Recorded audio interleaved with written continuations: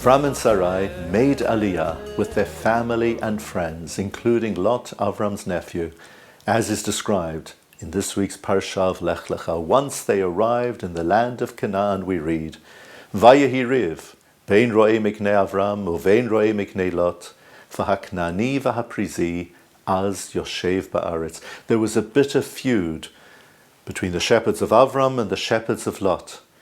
And the Canaanites and Perizzites were then living in the land. This was the scenario. The newcomers to the Holy Land weren't very welcome there.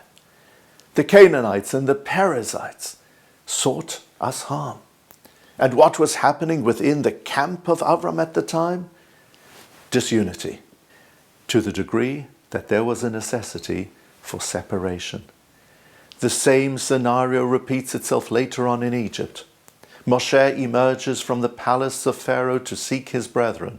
One day he sees an Egyptian taskmaster beating one of his fellow Hebrews and is just about to kill him.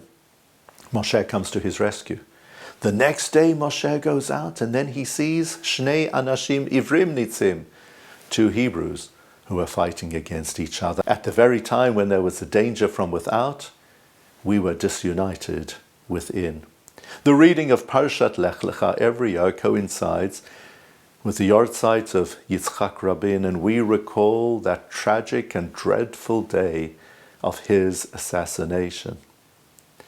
It is important at this time of the year that we appreciate the background to the Hebrew word for hand. Why is it that hand is yad?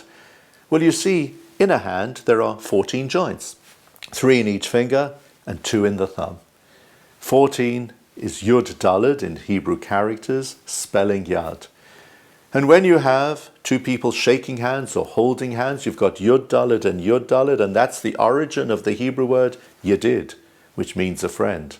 And Yedid in turn is 14 and 14 adding up to 28, which is Kafchet, spelling Koach, which is strength. The greatest source of strength is Yedidut.